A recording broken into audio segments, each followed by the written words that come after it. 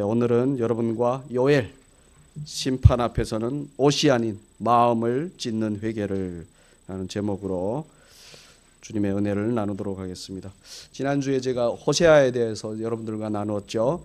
하나님께서 호세아에게 음란한 여자에게 장가를 가서 음란한 자녀를 낳으라고 하셨는데 그 이유가 뭐라고 했죠? 호세아로 하여금 음란한 백성을 둔 하나님의 그 심정을 알도록 하기 위해서입니다. 그리고 그럼에도 불구하고 그런 음란한 백성임에도 불구하고 끝까지 그들을 사랑하시어 나중에는 되찾아오시는 그 하나님의 사랑을 알라고 호세아에게 그렇게 하라고 하신 것입니다. 그래서 그런 하나님을 알기 때문에 음란한 여자에게 장가가는 호세아에게 그게 그 결혼이 저주일까요?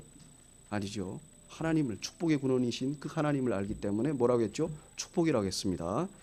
그래서 여러분 우리는 우리에게 안 좋은 일들을 그저 나쁘다고만 생각하면 안 됩니다. 하나님이 우리 인생의 주인이시기에 허락하신 모든 것은 선해요. 우리가 안 좋게 여기는 것들은 그저 나쁜 것이 아니라 하나님이 우리를 사랑하시는구나를 알게 하는 선한 일들이 될 수 있다는 것입니다. 그래서 로마서 8장 28절에 하나님은 하나님을 사랑하는 자 곧 그의 뜻대로 부르심을 입은 자들에게는 모든 것이 합력하여 선을 이룬다고 하셨어요. 요즘 며칠 저희 아이들이 아파가지고요. 특히 밤에 기침을 많이 합니다. 토할 정도로 하는데 그래서 아이를 좀 안아야 돼요. 참 힘들죠. 예. 저도 피곤하고 그리고 저도 또 이렇게 몸이 안 좋으니까 많이 힘들더라고요. 그러면 속상해하고 있는데 문득 이런 생각이 드는 겁니다. 아, 하나님이 이루고 계시는구나. 영적으로 아파하는 우리를, 병들어 있는 우리를 이렇게 안고 계시는구나. 그러시면서 속상해 하시는구나. 이게 느껴지는 거예요. 하나님이 우리를 안고 계실 때 어떤 사랑으로 안고 계실까요? 불변하고 영원한 사랑입니다. 끝까지 포기하지 않는 사랑. 그래서 저는 그렇게 저희 아이를 안고, 아픈 아이를 안고, 뭐 일반적으로 생각하면 나쁜 일이죠. 그렇잖아요. 왜 아프지? 계속 아프지. 그렇지만 주님의 선하신 뜻을 알게 되면 그것은 저에게 어떤 것이죠? 주님을 더 알게 하는 그런 일인 거죠. 그리고 결국에는 우리를 하나님께서 고치시겠구나 라는 것을 깨달았습니다. 우리가 좋아할 때도요 주님이 우리와 함께 하시고요, 우리가 슬퍼할 때도 주님이 우리와 함께 하십니다.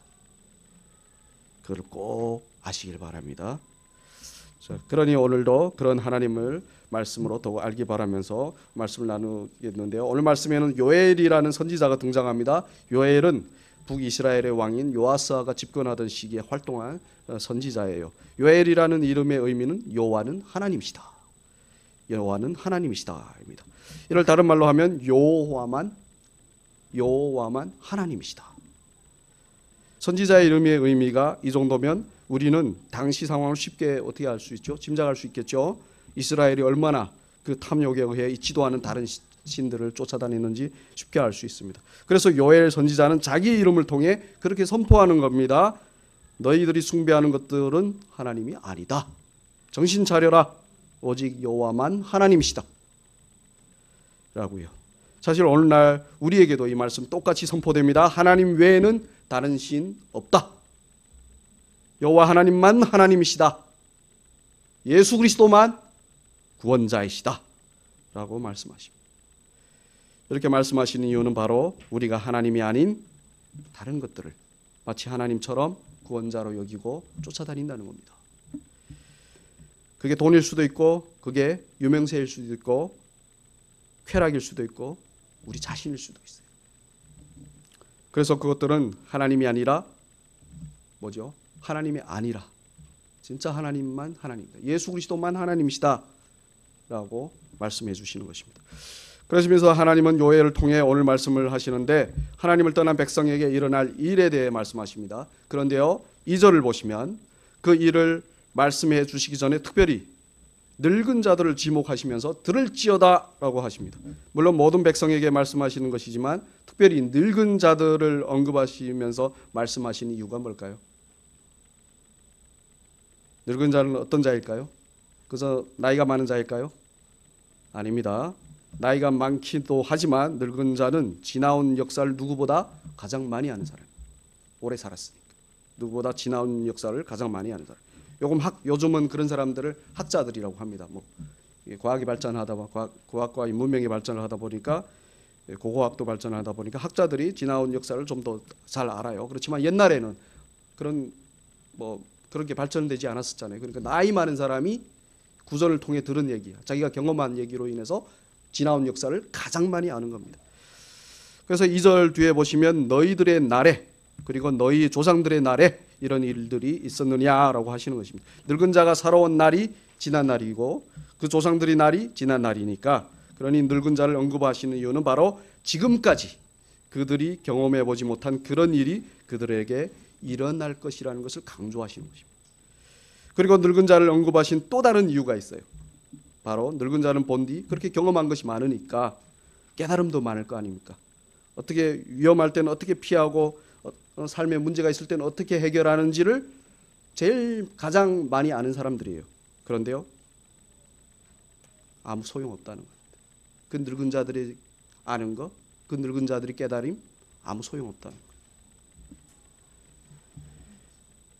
왜냐하면 하나님의 심판은 그걸로 피할 수 있는 게 아니다. 이걸 말씀해 주시는 거예요. 여러분, 그렇습니다. 아무리 오랜 세월 동안 축적한 지식과 경험이라도, 아무리 대단한 깨달음이라도 하나님 심판 앞에서는 아무 소용이 없어요. 보십시오. 죽는 사람이 내일 죽는 사람인데 그 사람 앞에 이 인류가 얼마나 발전했고 내가 그동안 뭘 했고 뭘 깨닫고 그게 무슨 소용이 있습니까? 내일 죽는데. 그렇죠? 종교든 철학이든 과학이든 우리가 가진 모든 것은 심판 앞에서는 다 무익합니다. 오히려 우리에게 해로울 뿐이에요. 왜냐하면 진리를 못 보게 하거든요. 그것들이. 그래서 사도 바울은 빌립보서 3장 4절부터 8절에서 유대교에서 자신의 신분은 물론 자신이 배우고 경험한 모든 것을 해로 여긴다고 했습니다. 나쁘다고 여긴다고. 왜냐하면 하나님의 심판 앞에서는 우리가 좋다고 여기는 모든 것이 오히려 우리에게 해로울 뿐, 우리를 구원할 수 없기 때문이에요. 현 시대 이 세상은 얼마나 발전되어 있습니까? 그런데 보십시오. 이 발전이 오히려 지구온난화와 같은 재앙을 불러와 우리를 해롭게 해요. 그렇죠? 인류는 고도로 발전하는 것을 좋다고 여깁니다. 그러나 발전하면 할수록 사실 멸망과 더욱 가까워져요. 지난주에 한 집사님이 최근에 쓰레기를 버리시면서 그런 생각을 하셨다고 했어요. 나는 쓰레기를 만드는 기계구나. 그렇죠. 우리는 평생 정말 많은 쓰레기를 버립니다. 그런데요, 우리가 버리는 그 쓰레기들이 처음부터 쓰레기였을까요? 아닙니다. 우리는 무언가를 구입할 때 그것이 장차 쓰레기가 될 것이라는 생각은 안 합니다. 그리고 더 나아 그것들이 우리에게 해가 되는 쓰레기가 될 것이라는 생각은 전혀 못해요. 예를 들어 플라스틱을 보십시오. 플라스틱이 처음에 만들어졌을 때는 모두가 환호했어요. 너무 유용하고 편리하고 좋다고, 플라스틱은 선하다라고 했습니다. 그런데 그 플라스틱이 지금 우리를 해치는 환경 오염의 주된 쓰레기가 되었어요. 이렇게 이 세상의 발전은 우리를 구원하는 것이 아니라 오히려 우리에게 해가 된다는 거예요. 그래서 빌립보서 3장 8절에서 사도 바울은 내 주 그리스도 예수를 아는 지식이 뭐라고 하는지 아십니까? 가장 고상하다. 그러니까 내가 아는 모든 것은 해다 해놓고는 그 뒤에 그렇게 말하는 거예요. 내 주 예수 그리스도를 아는 지식이 가장 고상하다. 왜죠? 왜 그렇게 말할까요? 오직 예수 그리스도만 우리를 진노의 심판에서 어떻게 하시는 거죠? 구원하시기 때문에. 오직 예수만 십자가에서 그 심판을 우리 대신 받으심으로 우리를 구원하시기 때문에. 그래서 다른 모든 것을 해로 여기고 예수를 아는 지식이 가장 고상하다고 하는 것입니다. 자, 그렇게 하나님은 늙은 자들이 모르는, 그 누구도 경험한 적 없고 피할 수도 없는 그 일, 즉 하나님의 심판이 있을 거라고 요엘을 통해 말씀하셨는데, 그 심판이 어떤 심판일까요? 오늘 4절부터 12절까지에서 나오는데 우리 함께 읽도록 하겠습니다. 팔중이가 남긴 것을 메뚜기가 먹고, 메뚜기가 남긴 것을 너치가 먹고, 너치가 남긴 것을 황충이 먹었도다. 취하는 자들아 너희는 깨어 울지어다. 포도주를 마시는 자들아 너희는 울지어다. 이는 단 포도주가 너희 입에서 끊어지었습니다. 다른 한 민족이 내 땅에 올라왔음이로다. 그들은 강하고 수가 많으며 그 이빨은 사자의 이빨 같고 그 어금니는 사자의 어금니 같도다. 그들이 내 포도주를 멸하며 뇌물을 긁어 말갛게 벗겨서 버리니 그 모든 가지가 하얗게 되었도다. 너희는 처녀가 어렸을 때 약혼한 자로 말미암아 긁은 배로 동이고 애곡함 같이 할지어다. 소재와 전제가 여호와의 성전에서 끊어졌고 여호와께 수종드는 제사장은 슬퍼하도다.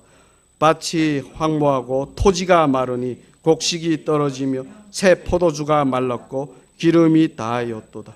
농부들아 너희는 부끄러워할지어다. 포도원을 가꾸는 자들아 곡할지어다. 이는 밀과 보리 때문이라. 밭의 소산이 다 없어졌음이로다. 포도나무가 시들었고 무화과 나무가 말랐으며 석류나무와 대추나무와 사과나무와 밭의 모든 나무가 다 시들었으니 이러므로 사람의 즐거움이 말랐도다. 네, 저는 이 구절을 읽으면서요, 뭐 탈북민들이 다 그렇지는 않겠지만 제가 북한에서 살았을 때의 상황이 이랬어요. 뭐 다른 분들은 모르겠습니다. 그렇지만 저는 제가 그때는 어릴 때였는데요, 이랬어요.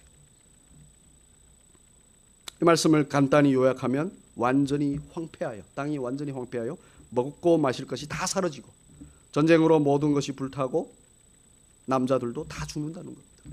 완전히 멸망한다는 거예요. 하나님의 백성이라고, 하나님의 땅이라고 부르던 그곳이 완전히 그렇게 폐허가 된다는 겁니다.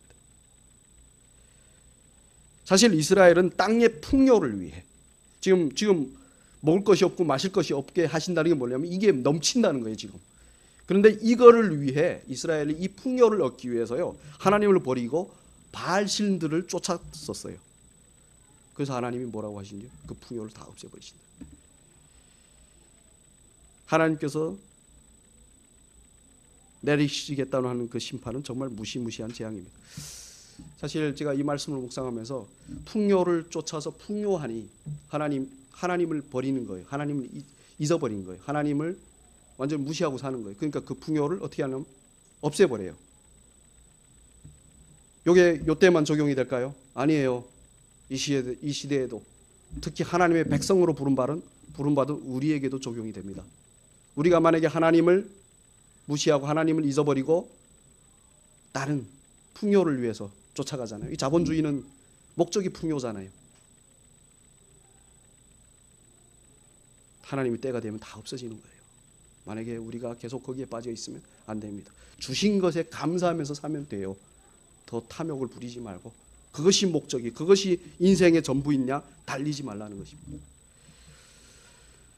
자, 그런데 오늘 말씀의 3절을 보시면 그 일을 어떻게 전하라고 하시죠? 3절에서 제가 4절부터 읽었는데 다시 3절로 올라온 이유는, 이 성경은 원래는요 장절 구별이 없어요. 읽기 쉽게 하려고 이 장절을 이렇게 넣는데요, 그래서 장절을 막 이게 순서대로 내려오는 게 아닙니다. 그렇게 이해하면 안 돼요. 그래서 성경은 전체 문맥을 보고, 그리고 그 문맥이 뒤에 있으면 그 뒤에서 보고, 그 결론이 앞에 나와 있을 수도 있거든요.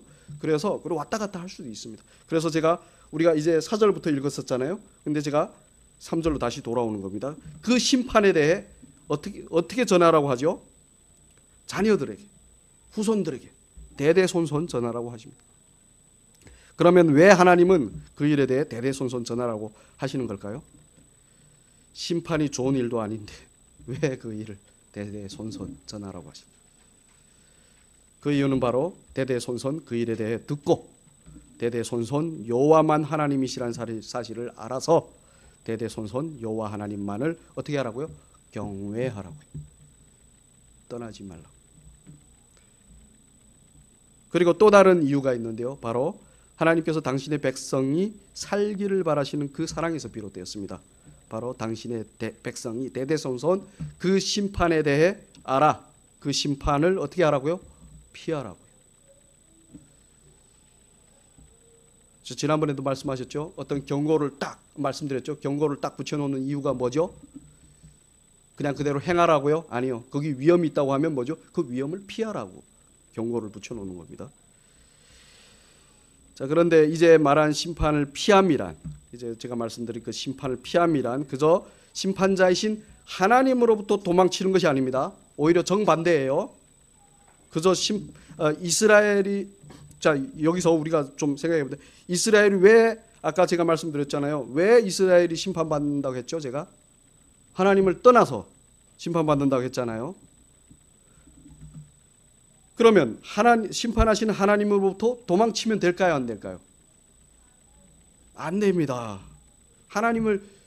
하나님으로부터 도망쳐서 심판받는데 또 도망치면 안 되는 거예요. 그건 완전히 심판받는다는 겁니다. 하나님은요, 하나님이 원하시는 것은요, 당신의 백성이 심판을 피해 도망치는 것이 아니라 하나님께로 돌아오는 거예요. 요엘이 선포하는 심판에 대한 말씀을 듣고 피해 도망치는 것이 아니라 하나님께로 돌아오는 거예요. 심판자에게 돌아와서 용서를 구하는 것이 심판을 피하는 방법이다라고 말씀하시는 거예요. 그래서 하나님께서 요엘을 통해 2장 12절부터 14절까지 해서 이렇게 말씀하시는 것입니다. 우리 함께 읽겠습니다. 여호와의 말씀에 너희는 이제라도 금식하고 울며 애통하고 마음을 다하여 내게로 돌아오라 하셨나니 너희는 옷을 찢지 말고 마음을 찢고 너희 하나님 여호와께로 돌아올지. 그는 은혜로우시며 자비로우시며 노하기를 더디하시며 인애가 크시사 뜻을 돌이켜 재앙을 내리지 아니하시나니 주께서 혹시 마음과 뜻을 돌이키시고 그 뒤에 복을 내리사 너희 하나님 여호와께 소제와 전제를 드리게 하시리라. 누가 알겠느냐. 아멘. 네, 하나님은 어떻게 돌아오라고 하시죠? 금식하고 울며 애통하고 마음을 다해 하나님께로 돌아오라. 심판을 피하는 방법이 뭐라는 거죠? 하나님께로 돌아오는 것. 사랑하는 신랑이신 하나님을 떠나서 잊지도 않는 다른 신을 쫓았던 그 음란의 죄악을 회개하여 하나님께로 돌아오라. 그런데 13절을 다시 보시면 너희는 옷을 찢지 말고 마음을 찢고 너희 하나님 여호와께 돌아오라고 합니다. 여기서 옷을 찢는 행위는 죄를 깨달았을 때 하는 행위지만 당시 사람들은 자기가 바라지 않는 어떤 일이 발생했을 때 합니다. 그런데 하나님은 말씀하십니다. 마음에도 없는, 그래서 이게 옷 찢는 일이 사실 형식적인 일이 되어버렸어요. 그래서 하나님께서 그러시는 거예요. 마음에도 없는 형식적인 옷 찢는 행위는 그만하고 진심으로 죄를 깨달았으면 마음을 찢고 하나님께 돌아오라고 하시는 거예요. 왜냐하면 이스라엘 백성은 지금까지 마음에도 없는 종교 행위를 계속 해왔거든요. 그러니 다른 것이 더 좋아 보이면 쉽게 하나님을 떠나는 거예요. 마음이 없으니까. 마음 없이 살다가 더 좋은 나오면 가는 거예요. 그래서 12절에서 말씀하신 것처럼 금식하며 울며 애통하며 마음을 찢으라고 하신 거예요. 죄악으로 가득한 마음을 찢으면서 하나님께 돌아오라고 하신 것입니다. 그런데 사실 사람들은 이 말씀을 듣고는 여전히 마음이 아닌 옷만 찢고 있어요. 사실 옷만 찢는 행위 같은 신앙생활을 한다는 겁니다. 아까 옷 찢는 행위는 죄를 깨달았을 때와 또 언제 하는 행위라고 말씀드렸죠? 원하지 않는 일이 발생했을 때 하는 일.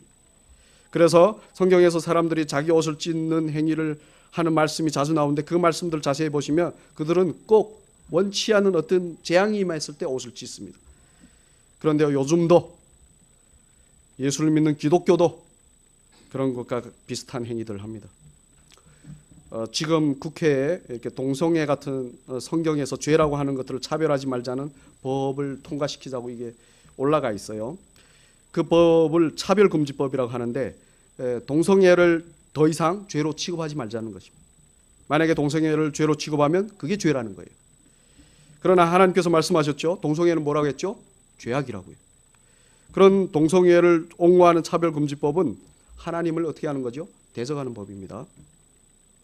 그런데 그 법이 통과되면 동성애를 죄라고 하는 이 교회에서는 어떻게 될까요? 교회에게는 어떻게 될까요?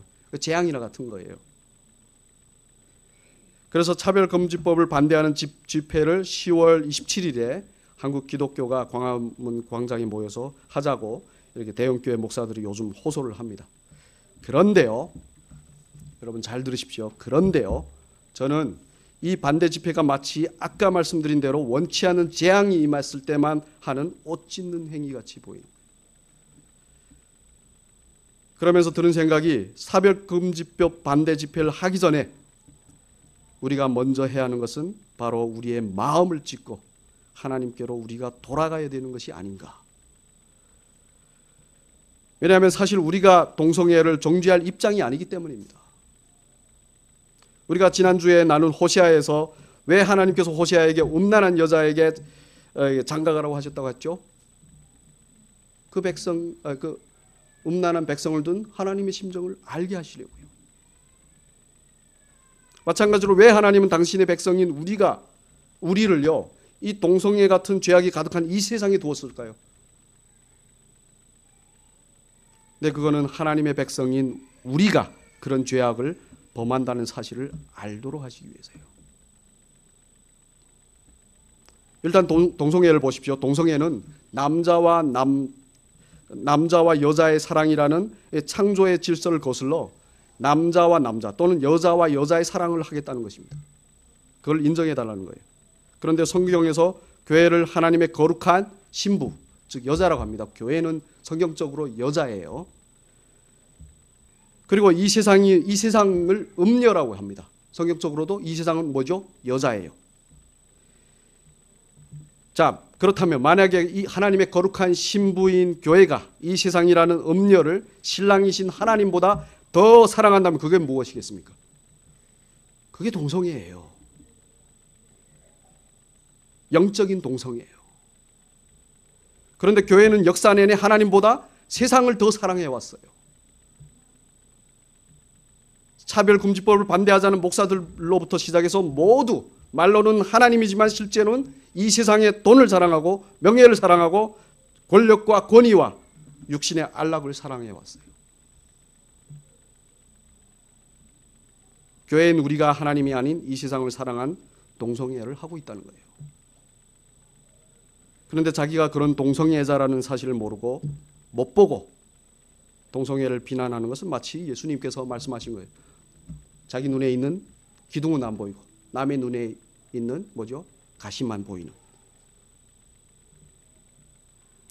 그래서 우리는 차별금지법을 반대하기 전에 반대하기 전에 우리가 하나님이 아닌 이 세상을 사랑한 동성애자였다는 사실을 알고 그럼에도 불구하고 우리를 끝까지 사랑하시어 우리를 당신의 신부 삼으시는 하나님께로 우리의 마음을 찢으면서 돌아가야 되는 거예요.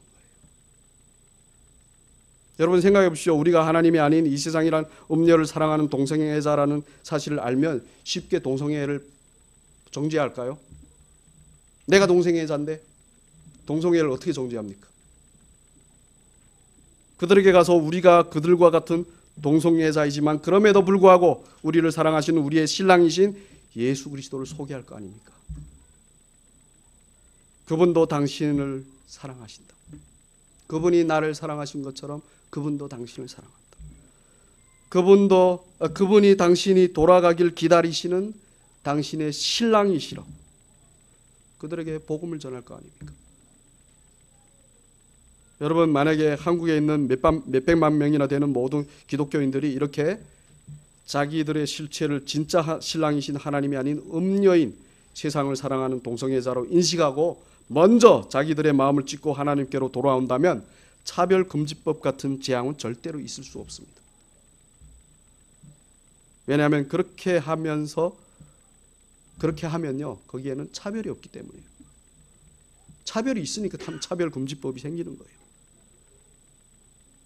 그리고 아까 2장 13절과 14절에서 말씀하신 것처럼 하나님은 우리가 하나님께로 그렇게 돌아가면 그런 재앙이 아닌 뭘 주시겠다고 하셨죠? 14절에 보시면 13절과 14절 연결되는 부분입니다. 복을 주시기 때문에 재앙 같은 차별금지법은 없을 거예요. 하나님이 처리하실 거예요. 그러니까 차별금지법 반대를 위해서 가서 시위하는 것이 아니라 뭘 해야 된다고요? 내가 동성애자입니다 하고 마음을 찢고 하나님께로 돌아가야 된다는 거예요. 그러면 그런 건 없어진다는 겁니다. 하나님 말씀하시잖아요. 그건 안 하고 나가서 시위를 하겠대요.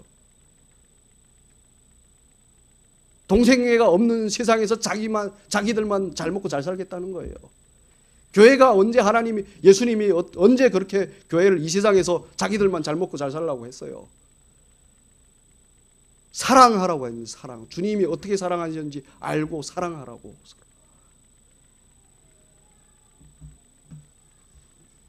은혜를 받은 교회가 다 바리새인들이 돼 있어요. 바리새인들이.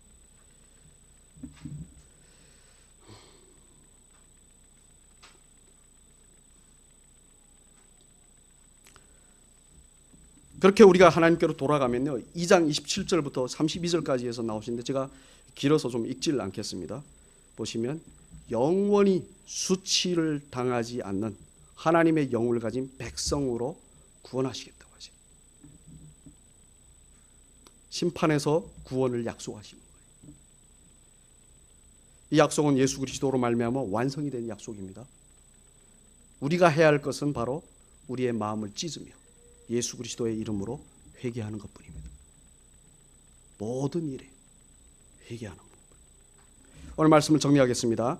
하나님께서 우리에게 심판의 말씀을 하실 때는 우리를 멸망시키시려는 것이 목적이 아니라 우리로 하여금 그 심판을 피하도록 하시기 위함입니다.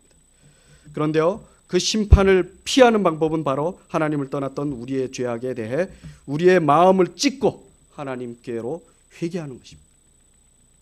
자, 그러면 만약 우리가 어떤 재앙 같은 어려움을 만난다면 어떻게 해야 할까요? 재앙 같은 어려움을 만날 때 어떻게 해야 할까요? 네, 그것을 우리로 하여금 하나님께서 돌아오도록 하시는, 하나님 보내시는 신호로 알아야 돼요. 그리고 그 신호로 알고 그 다음 뭘 해야 되죠? 깨달아야 되죠. 우리가 지금 어떤 상황에 있는지. 우리의 마음을 찢으며 하나님께 돌아오면 되는 거예요. 버티지 말고요. 그런 재앙 앞에서 버티지 말고요. 피해 도망치지도 말고 하나님을 찾아 하나님께로 돌아오셔야 합니다. 사실 이 세상은 하나님을 대적하는 온갖 죄악으로 가득해요. 이런 곳에 하나님은 우리를 보내셨습니다. 아니, 우리가 예수 믿으면 바로 천국 데려가시면 좋겠는데 이 땅으로 보내주시오. 예수님 그러죠. 다시 보낸다고 너희들. 그 이유는 바로 우리가 그 죄악에 대한 심판으로부터 용서받았다는, 이 죄악이 우리와 상관없는 게 아니에요. 우리가 거기서 용서받은 존재들이라는 것을 알게 하고 감사하게 하시기 위해서예요.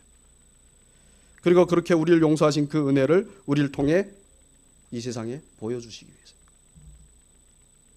우리 사랑교회가 이 세상 속에 설립된 지 3주년이 되었습니다. 설립된 목적은 오직 그것입니다. 이 세상에 하나님의 사랑과 은혜인 예수 그리스도의 그 복음을 어떻게 하는 거죠? 전하는 거. 우리가 먼저 그 사랑을 알고 그 사랑을 전하는 겁니다. 이 세상에 그 은혜를 힘입어 마음을 찢으면서 그 죄악을 떠나 하나님께로 돌아온다면, 이 세상이 그렇게 돌아온다면 이 세상은 사라지고 천국이 오는 것입니다.